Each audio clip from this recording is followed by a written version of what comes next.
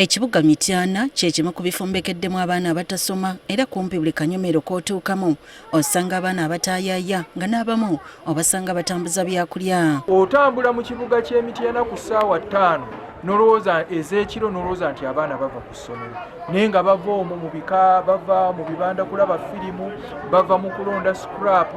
Bangi ku baana bano batuuka n'okufukira abatuuze ekyambika bwe batandika okulagana n'abamenyi b'amateeka. Wakati w'emyaka 8 ku myaka 18 osanga ennyumba nga bagisimye. Bwe bagisima basimawo akatuli katono ne basindikayo obwana bwaffe buno obuto ne kagenda ne kaggulawo ne bajja ne babba.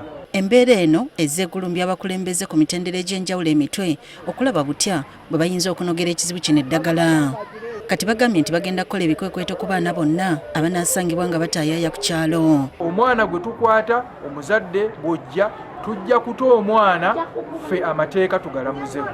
Okunoonyereza kulaga nti kino kisinze kuva ku butakkaanya obeera wakati w'abafumbo ekiviirako abasajja okusuulawo obuvunanizibwa bwabwe olwo bamaama ne basigala mu ngeri y'okweyiiya nga balaba butya bwe bayinza okuyimirizaawo amaka omuli n'okusomesa abaana.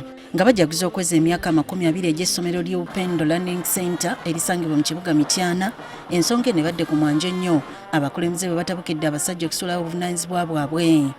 Basabye abazadde okukwataganira awamu bakulize abaana mu mpisa etya Katonda. Bwe tunaabakuliza mu mpisa ne mu ntiisa ya Katonda tugenda kubeera n'eggwanga eririmu okwesiima. Abaana tubateeke mu masomero, omwana akoledde mu bonna basome nga bagamba nti bonna bakone asinga akoledde ku kyalo nga bafene. Omubaka omukyalo wa disitulikiti y'e Mityana Joyce Baagala wano waasinzidde n'asaba abazadde okufumba okulaba nga baweerera abaana babeere ba mugaso mu Uganda empya gye bakolerera. Kubanga era bwe tunaagigendamu naye ng'era abaana tetubaweeredde basibo ne bannyawo tugenda kusigala mu bizibu, tugenda kusigala mu kusoomoozebwa. Bino bibadde mu kujaguza emyaka 20 egy'essomero ly'Upendo Learning Center. N'abazadde abasinga be twatandika nammwe mwebale kutuwa baana, mwebale kutwagala, mwebale kuyimirira naffe, mwebale kubeera naffe ebbanga lyonna. Upendo Learning Center liri ku musingi gwa nzikiriza y'ekirokole era nga libangula abayizi okuva ku kibiina ekisooka okutuuka ku ky'omusanvu.